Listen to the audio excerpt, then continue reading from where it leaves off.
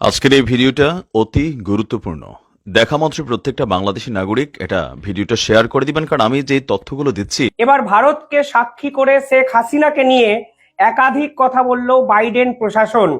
হঠাৎ করে এতদিন বাদে বাইডেন প্রশাসন কেন শেখ হাসিনাকে নিয়ে মুখ খুললেন, সেটাই একটা বড় প্রশ্ন। যে শেখ হাসিনাকে কার্যত বাইডেন নিজের যে চেয়ার, সেই চেয়ার থেকে ষড়যন্ত্র করে উৎপাটন করেছেন, সেই হাসিনাকে কি এখন গুরুত্ব দিতে শুরু করলো আমেরিকা যুক্তরাষ্ট্র। আরো স্পেসিফিক্যালি বললে, আমেরিকা যুক্তরাষ্ট্রের বাইডেন প্রশাসনের দ্বিতীয় সর্বময় কর্তা সালিভান, এই সালিভান যে কথাগুলো কালকে বলেছেন তার নিঃসন্দেহে অর্থবহ, এবং এই কথাগুলোর আড়ালে যে কথাগুলো উঠে আসছে বা যে প্রসঙ্গগুলো উঠে আসছে আন্তর্জাতিক বিশেষজ্ঞদের কাছে, তা অত্যন্ত ইন্টারেস্টিং। কালকে আমেরিকা ভারত এবং বাংলাদেশকে নিয়ে দুটো প্রেস কনফারেন্স করে। একটি করেছেন সালিভান, অন্যটি করেছে আমেরিকা যুক্তরাষ্ট্রের যে নিরাপত্তা বিষয়ক উপদেষ্টা, সেই এরিক গার্সেটি। এই দুজনেই কিন্তু ভারত এবং আমেরিকা এবং বাংলাদেশকে কেন্দ্র করে আগামী যে রূপরেখা তৈরি হচ্ছে, জিওপলিটিক্যাল রূপরেখা তৈরি হচ্ছে, সে বিষয়ে কিছু কথাবার্তা বলেন। আর এই কথার নেপথ্যে উঠে আসছে একাধিক প্রশ্ন। কোথাও গিয়ে ডোনাল্ড ট্রাম্প আসছে জেনেই বাইডেন প্রশাসনের এই ধরনের পাল্টি কিনা, তাও কিন্তু আন্তর্জাতিক বিশেষজ্ঞদের প্রধান আলোচ্য বিষয়। সালিভান কি বলেছেন একটু বলে দিই। সালিভান কালকে সরাসরি ভাবে বলেছেন যে ভারতও বিশ্বাস করে না যে শেখ হাসিনাকে সরানোর পিছনে বাইডেন প্রশাসন আছে। সালিভান কিছুদিন আগে ভারতবর্ষে এসেছিলেন, সে সময় আমি একটি ভিডিও আপনাদের সামনে তুলে ধরে বলেছিলাম, এই যে ভারত সফর সালিভানের এবং অজিত দোভালের মতো ব্যক্তিত্বদের সাথে মিটিং, তা 100% বাংলাদেশকে নিয়ে কথাবার্তা হবে।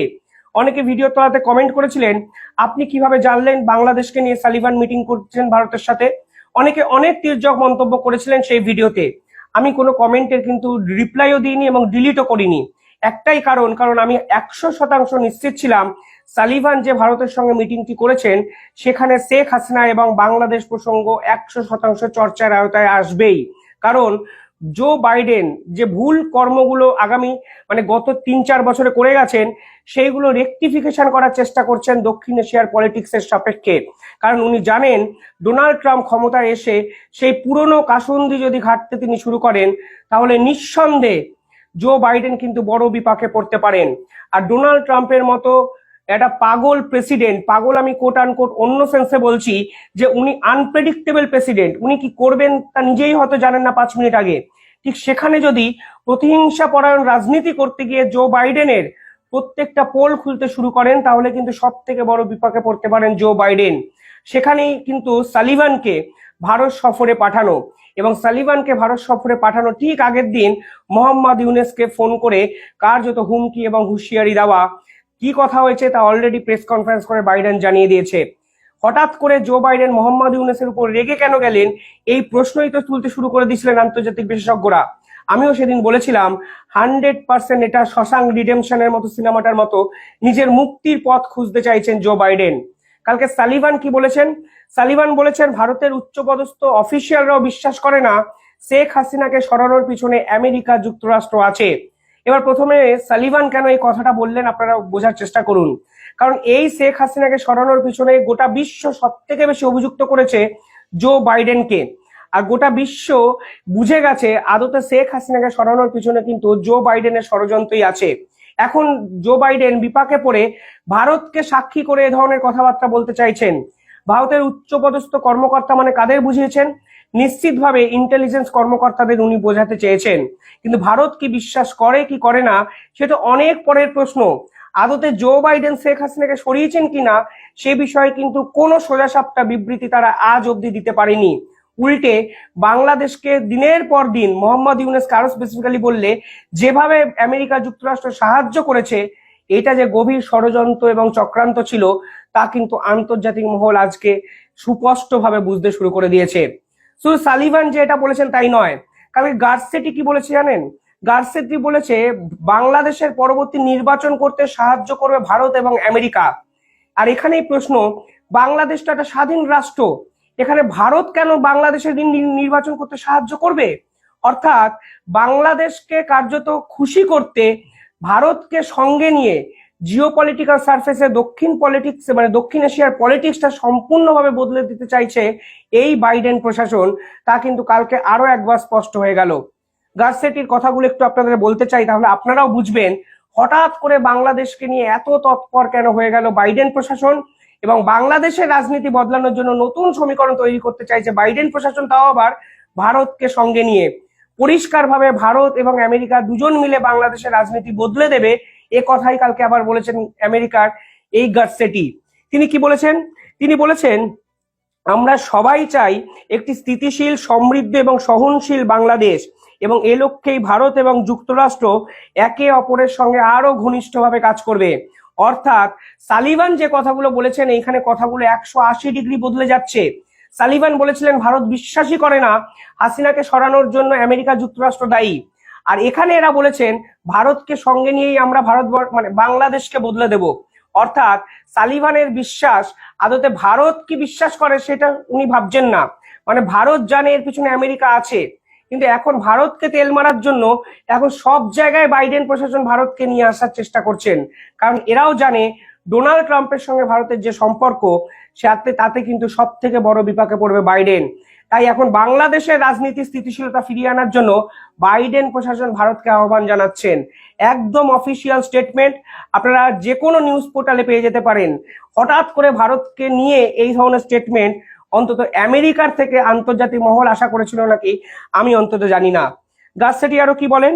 গার্সেটি বলেন, আমাদের জাতীয় নিরাপত্তা উপদেষ্টারা গত সপ্তাহে একটি বৈঠক করেছিলেন এবং সেখানে বাংলাদেশ ছিল আলোচ্য বিষয়। যারা ভিডিওতে কমেন্ট করেছিলেন সত্যি বাংলাদেশকে নিয়ে আলোচনা করছে তো সালিভান এবং অজিত দোভাল, এই হলো আমেরিকার অফিসিয়াল স্টেটমেন্ট, যেখানে এরা নিজেরাও বলছেন তারা বাংলাদেশকে নিয়ে আলোচনা করেছেন। আমরা কিভাবে বাংলাদেশকে সব থেকে বেশি সাহায্য করতে পারি, দ্রুত নির্বাচন আয়োজন করতে পারি এবং সবার নিরাপত্তা নিশ্চিত করতে পারি, সেটাই ছিল প্রধান আলোচ্য বিষয়। রাজনৈতিক পরিস্থিতি এবং শাসন ব্যবস্থা পরিবর্তন নিয়ে আলোচনা করতে চেয়েছেন গার্সেটি। আরো তিনি বলেছেন, শাসন ব্যবস্থা পরিবর্তন করা একটু কঠিন হয়ে পড়ে, তবে এটিকে যদি বিশ্ব সম্প্রদায় গ্রহণ করতে পারে তাহলে একটি ইতিবাচক পদক্ষেপ নেওয়া যেতে পারে। মানে আরো এরকম অনেক কথা গার্সেটি কালকে বলেছেন, যেখানে আপনারা যদি দেখেন তাহলে দেখতে পাবেন হঠাৎ করে ভারতকে পাশে নিয়ে বাংলাদেশকে বদলানোর রাজনীতি করতে চাইছেন গার্সেটি। অনেকে বলছেন, মানে বিভিন্ন হোয়াটসঅ্যাপ মেসেজ, বিভিন্ন সোর্স মারফত আমার কাছেও যে খবর আসে, এই যে সালিভান ভারতের সঙ্গে মিটিং করেছেন, এখানে মোহাম্মদ ইউনূসের একটা সেফ এক্সিট চেয়েছেন তিনি ভারতের কাছে। ভারত যেন ডোনাল্ড ট্রাম্পকে বোঝায় মোহাম্মদ ইউনূস এই যে সরকার কার্যত ব্যর্থ হয়েছে, ফেল করেছে, তাকে একটা সেফ এক্সিট দেওয়া হয়। ঠিক দুদিন আগে আমার আরেকটা ভিডিও আপনাদের সামনে আমি তুলে ধরেছিলাম, যেখানে বাংলাদেশের এক সাংবাদিক টুইট করে বলেছিলেন 2025 মোহাম্মদ ইউনূস দেশ ছেড়ে চলে যেতে চাইবেন, তখন উনি বলবেন তার শারীরিক অবস্থা অত্যন্ত ভঙ্গুর হয়ে যাচ্ছে। অর্থাৎ বাংলাদেশের রাজনৈতিক অবস্থা এতটাই খারাপ জায়গায় যাবে যে মোহাম্মদ ইউনূস আর বাংলাদেশকে কন্ট্রোল করার জায়গায় থাকবে না। আর এই সালিবানের সাথে ভারতের এই মিটিং নিঃসন্দেহে সেই মোহাম্মদ ইউনূসকে সেফ প্যাসেজ দেওয়ার জন্য বলে অনেকে মনে করতে শুরু করে দিয়েছেন।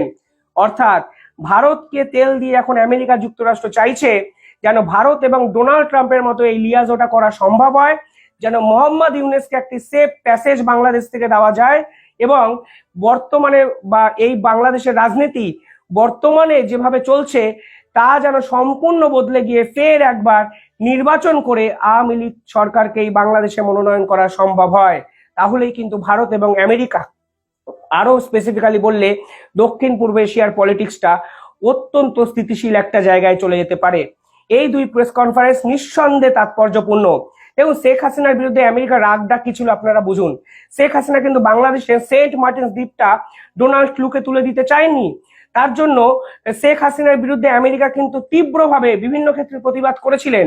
এছাড়াও শেখ হাসিনা আরো একটা জিওপলিটিক্যাল মিস্টেক করেছিলেন বলে আমার মনে হয়, তিনি অত্যন্ত ক্লোজড হয়ে যাচ্ছিলেন চীনের সঙ্গে। এই চীনের সঙ্গে ক্লোজনেসটা কোনোভাবেই জো বাইডেন কিন্তু অ্যাকসেপ্ট করেনি। চীন বিপুল আকারে লোন দিয়েছিলেন বাংলাদেশকে। ভারত এই পুরো বিষয়টা জো বাইডেনের সঙ্গে লিয়াজো করার চেষ্টা করেও আলটিমেটলি সফল হতে পারেননি, কারণ জো বাইডেন ছিল প্রতিহিংসাপরায়ণ রাজনীতিবিদ।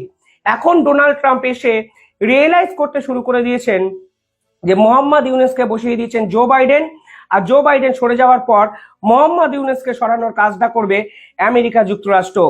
জো বাইডেন সরে যাওয়ার পর তার সমস্ত লোকজনকে কিন্তু ডোনাল্ড ট্রাম্প পত্রপাঠ বিদায় করে দিয়েছেন, এবং ডোনাল্ড ট্রাম্পের যে মন্ত্রিসভা, বিভিন্ন গুরুত্বপূর্ণ পদ, সেখানে 7 জন ভারতীয় বংশোদ্ভূতকে নিয়োগ করে দিচ্ছেন ডোনাল্ড ট্রাম্প।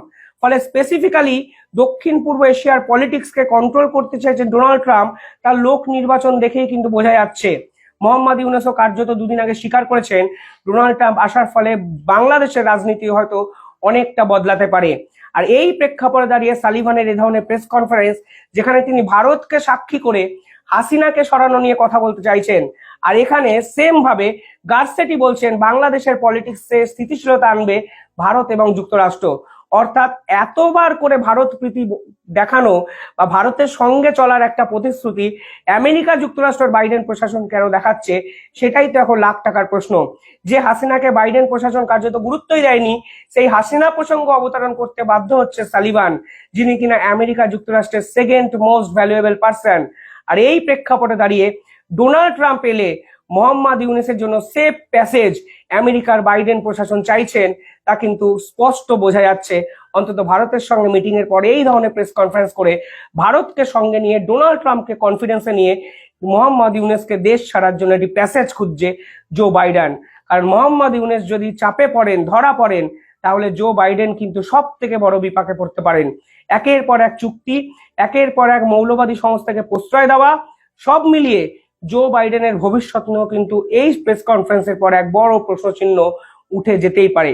সে আপনারা বিশ্বাস করুন বা না করুন, ডোনাল্ড ট্রাম্প ক্ষমতায় আসার জন্য যেভাবে জো বাইডেন চাপে পড়লেন, তাও কিন্তু নিঃসন্দেহে নজিরবিহীন এবং বর্তমান পরিস্থিতিতে তাৎপর্যপূর্ণ বটে।